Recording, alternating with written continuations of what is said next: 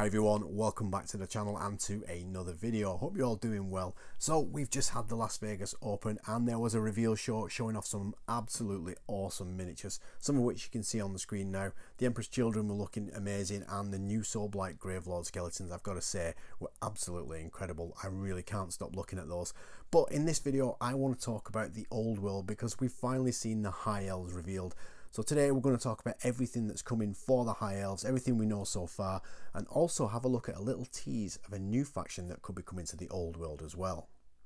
So first up, we've got the High Elf Battalion box, so 66 miniatures in total, and unfortunately the contents of which are what a lot of us feared it might be. So 32 regular High Elf Spearmen, which aren't that great, and 32 archers. Then we've got 2 Tyrannoc chariots, which of course you can build as your Lion Chariots of Shrace, and there's a transfer sheet in the box as well. Now, in terms of the core troops in the box, I was hoping we might see some cavalry, perhaps some silver helms. I think Illyrian Reavers were a little bit too much to ask, and the other option was Lothern Sea Guard, but I think that again that would be a big ask for a core box. This is very much like some of the other battalion boxes that we've seen, with some basic infantry plastics in there. And then they've got the transfer sheet as well, so I think it's 356 transfers in total. That's in the box and it is going to be available separately, and that does look like a nice transfer sheet. Next up, we've got the Arcane Journal, or as my friend 90% Geek calls it, a flavour pamphlet. So it is essentially a pamphlet with a load of lore and background, and then 2 additional army lists. So we've got 2 armies of infamy, Shracian Warhost, which was a surprise. I thought we might get one maybe based around Calador, and then we've got a Sea Guard garrison as well, so that's pretty awesome. And then 2 new characters which presumably will be in the book. We've got a Lord of Shrace, which looks absolutely awesome, armed with an axe and a sword, and then the one for the Sea Guard garrison is Ishara Vess, Sentinel of the Silent Isle. This is a really nice looking miniature based on a piece of Mark Gibbons artwork from quite a while ago. He actually posted about it today on Facebook, and it's very much leaning into the sea theme, isn't it, with the eye patch. Very nice looking miniature, and I think that's probably the direction I may be going in with my High Elves.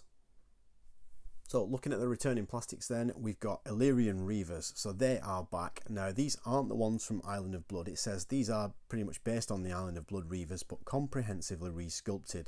Now whether that means they're based on those sculpts from Island of Blood or they're just going to be sculpted to match, I'm not sure, but a welcome sight, definitely be picking those up. And then we've got the Lord on Dragon as well. I expect this to be a very popular kit given how powerful the Star Dragon is. And then we've got the Frostheart Phoenix or the Flamespire Phoenix. They're back in plastic as well. I think these are from 8th edition, both of which you can have a Lord on there as well. And then speaking of Lords, we've got 2 new plastic Lords coming back. So a Lord on foot and a mounted Lord as well. They're coming back in plastic. And then also we've got 2 mages coming back in plastic. Mage on foot and a mounted mage as well. Interestingly, the mage from the Island of Blood set, that's not been announced, so I don't know if that's coming back, or the Prince on the Griffin. And then we've got the Loremaster of Hoth as well, so Elven Battle Mage, that one's coming back in plastic. The other plastic kits coming back are Dragon Princes of Calador. That's a solid kit, so that's nice to see them coming back. I think I'll be getting some of these. And then also in terms of cavalry, we've got Silver Helms, so these will probably be popular in terms of core troop choices. I think a lot of people complain about this kit. I don't have a problem with it. I think it's still a fairly decent stand-up kit. Then also we've got Lothern Sea Guard. These are definitely going to be very popular. Nice to see these coming back. I don't know what box size it's going to be, but with the Naval Discipline special rule, these are going to be very popular indeed. Phoenix Guard are coming back in plastic as well. Some of the prices that these have been going for on eBay recently has been hideous, and it's great to see them back. I think this is a really nice kit. Also coming back, we've got Sword Masters of Hoth as well. So again, these are from Island of Blood. I think there might be a couple of new options in the kit as well. The banner at the back there, and possibly the musician. White Lions of Shrace, they're coming back as well. Another kit that's going to be returning in plastic. And then also in terms of a solid core choice, we've got Sisters of Avalon. Now obviously they're only a core choice if you take Handmaiden of the Everqueen as your general, but very competitive at the moment, or so I'm told. So Sisters of Avalon, great to see them back, and of course you can build them as Shadow Warriors as well. And then we've got from the battalion box your standard plastic High Elf Spearmen. They're going to be coming separately. I don't know if it's in the first or the second wave. And again, the High Elf Archers, they're coming back in plastic as well. So unfortunately not the 4th edition monopause ones, but fair enough, they're coming back anyway. Then we've got the Lothern Skycutter, so basically a chariot pulled by a giant eagle. That's coming back in plastic, another great looking kit. Then we've got the Eagle Claw Bolt Throwers. Again, they're coming back. I can probably see these in quite a few lists as well. Stick one on a flank or whatever. I'll probably be picking a couple of these off. Picking a couple of these up, I should say. And then we've got the Tyrannok Chariots. They're going to come separately in a later wave, it said. And again, you can build them as your Lion Chariots. Now, there are some metals coming back. Hopefully there's going to be loads of made to order stuff as well that they've not yet announced. But in terms of metals, we've got the Handmaiden of the Ever Queen, and then we've also got Corhill Lion Mane as well coming back in metal, which is interesting because he's not yet the commander of the Lions, but that was leaked. Somebody got hold of that earlier on, so that's interesting to see that he's coming back as well. So that is everything we know that is coming back for the High Elves so far, but like they've done for the other factions, hopefully there's going to be a large made to order release as well, and we see some of those older awesome metal miniatures coming back from the High Elves as well from earlier editions, so that would be pretty cool.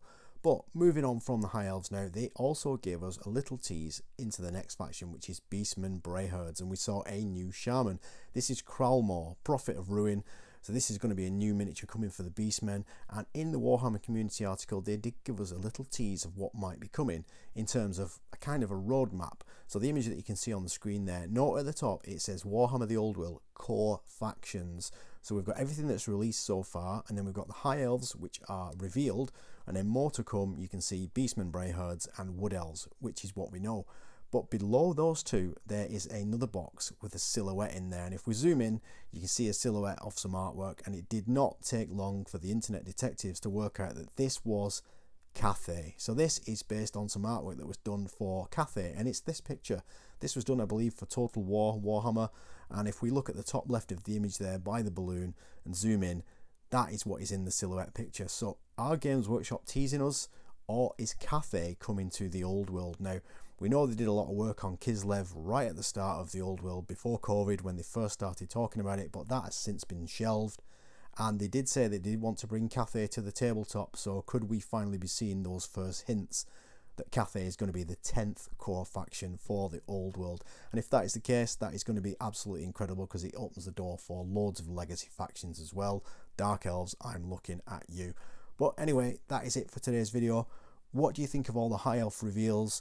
And also, what do you think of the rest of the reveals from LVO as well? The Death Rattle skeletons are absolutely incredible, as were the Emperor's Children. So do let me know your thoughts in the comments on the High Elf stuff, on the CATHAY tease, and everything else at LVO as well. I always read the comments. I always look forward to reading them and replying. So please do let me know your thoughts. Is there anything you think that's missing from the High Elves that should be coming back? Or is there anything that you think is really disappointing? Let me know and we'll have a good chat in the comments. For me, I think it's absolutely great to see all those kits coming back. The battalion box is perhaps a bit of a letdown, but I think everybody thought that that would what would be coming. I would like to have seen Silver Helms in the box, but nevertheless, I'm still going to be picking up quite a few kits. I'll skip the box and get stuff separately, but overall, very, very happy indeed. And I think if I can predict the future, my wallet is going to take a significant hammering when it comes to the High Elves. But anyway, that's it for today's video. As I said, please let me know your thoughts in the comments, and if you enjoyed this video, please let me know by giving it a thumbs up. Let me know you've enjoyed it, because that really does help my channel out a lot. And also, if you want to help out the channel, please consider subscribing as well. You don't have to press on the little bell icon, so you won't get spammed with notifications, but if you would consider hitting that subscribe button, that really will help me out, and you won't miss out on any future videos too, which is a bonus. Don't forget, you can catch me on the Warhammer podcast with Wargaming Luke and 90% Geek. In the next episode, we're going to be doing a massive deep dive on all the LVO reveals, so looking at all the Emperor's Children, the Soulblight Gravelords, the Necromunda stuff, and everything else, so don't miss out on that one. Anyway, I've waffled on for long enough. All that is left to say is thank you very much for watching, as always. I really do appreciate it, and I will see you in the next video. Take care.